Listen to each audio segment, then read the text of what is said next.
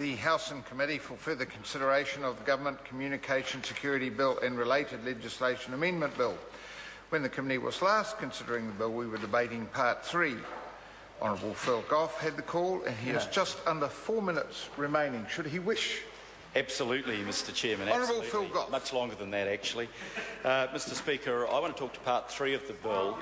Part 3 of the bill deals with the Intelligence and Security Committee Act, and what this part of the bill should be about is about providing proper scrutiny over an agency, the GCSB, which in this legislation is being given more power, considerably more power, and indeed power to actually intercept the emails of New Zealanders on cybersecurity, even though the Prime Minister denies that, but won't let the House put explicit safeguards in place to ensure that that spying doesn't happen. The member has been challenged to nominate the clause in the bill that explicitly stops the Prime Minister allowing the GCSB to spy on emails of New Zealanders in relation to cybersecurity. It isn't there. The Prime Minister knows it isn't there, and in fact the Prime Minister said to the papers on the weekend that he'd say something in the third reading of the bill and that would fix it. He doesn't understand how this House works, and neither does that member. Point of order, the Honourable Anne Tolley. Mr Chairman, we're on Part 3, I think, which is a very narrow part, has nothing whatsoever to do with the third reading.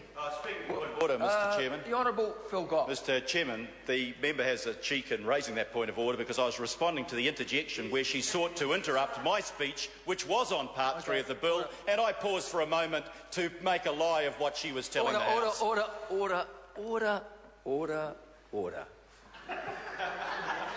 You were going so well, Mr Goff, and then you used a word that we cannot use in this House. The Minister, when Ministers interject, then it invites further comment. So, but the Part 3 is debate on clauses 37 to 40. The Honourable Phil Goff. As I was saying, Mr Chairman, this is the part that should give real powers to the Intelligence and Security Committee to exercise oversight of the GCSB and the Minister responsible for that. And what this part does not address is the fundamental conflict of interest that you have the Minister in charge of the GCSB, not simply on the committee, that would be unusual in any other select committee, but actually chairing the select committee.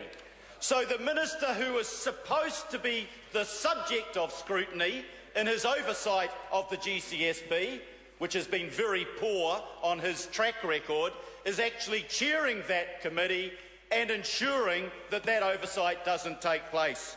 You know, the Attorney-General had the effrontery in his speech on this part of the bill to say that the Intelligence and Security Committee was modelled on a select committee.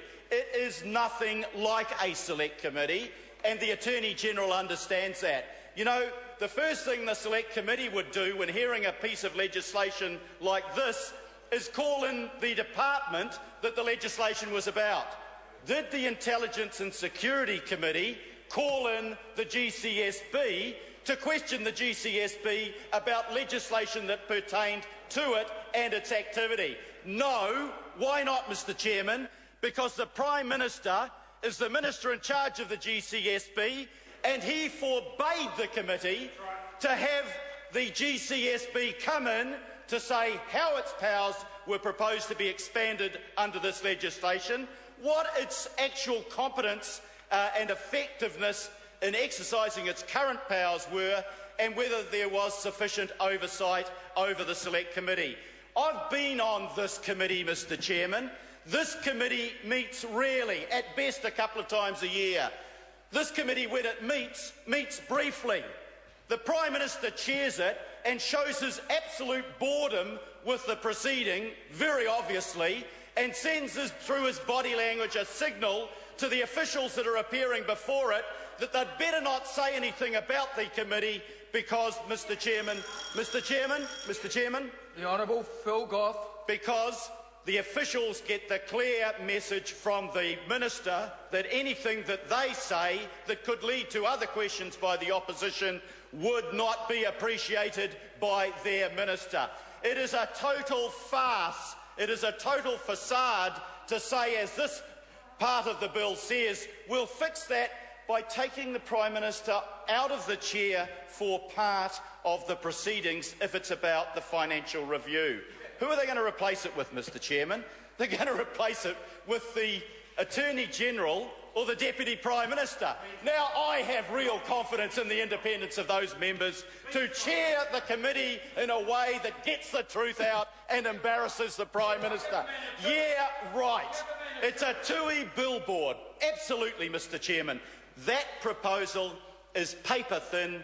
It has not even the pretence of producing oversight and accountability. If the committee was to work properly, then maybe it should take its functions from the Regulations Review Committee. As you're aware, Mr Chairman, the Regulations Review Committee, by tradition, is chaired by a member of the opposition. The member of the opposition listens to the official advice and asks the hard questions. So why not have a member of the opposition, in fact the leader of the opposition, who is actually the Prime Minister in waiting, why not have the Prime Minister chair that committee? Then you might have some grounds for public confidence that oversight was taking place, that accountability was being enforced. You know, Mr Chairman, I've looked at a range of other Western democracies around the world that have committees like the Intelligence and Security Committee. One point that both the Australian Committee and the United Kingdom Committee makes absolutely clear in its rules is that no minister should sit on the committee overviewing the intelligence agencies. What have we got from the national government? We've got 3 ministers on the committee. In the United Kingdom or Australia, not one of those ministers would be eligible to sit. If you look at the United States, the President exercises executive authority over the National Security Agency. He is scrutinised by 2 committees, one in the House of Representatives, one in the Senate, both separated constitutionally from the executive wing and often chaired by a member of the party that is not the member of the party of the President. If you look at the Norwegian example, they go a step further. Their oversight committee actually doesn't even have members of Parliament on it. But the Attorney-General brings this fraudulent piece of legislation in Part 3 to the committee and says, trust us, we have strengthened the oversight. He has done no such thing. He has done no such thing, and New Zealanders, who by 40% in the TV3 poll say they don't trust the GCSB, and by 89% last night say they don't support this legislation, New Zealanders won't be fooled for a moment by this legislation. This legislation does not give oversight.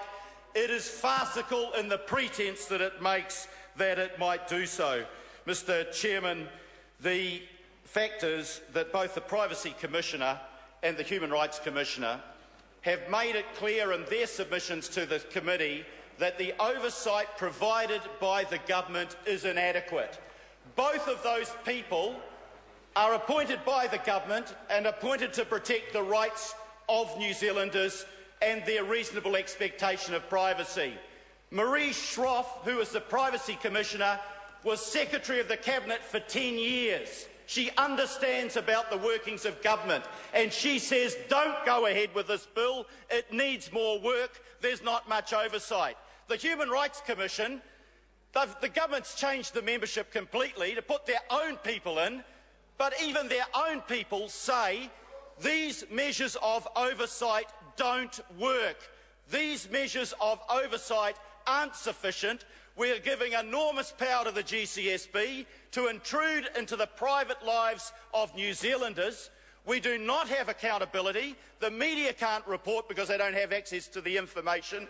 There are not parliamentary processes. The Official Information Act doesn't effectively apply to what is happening in the GCSB, and the Privacy Commissioner and the Human Rights Commission both say, and the Law Society, go back to the drawing board.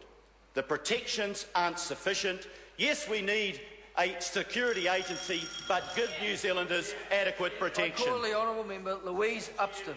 I move that the question be now put. No. I'll call the honourable member Russell Norman. Thank you, Mr. Chair. I rise on behalf of the Green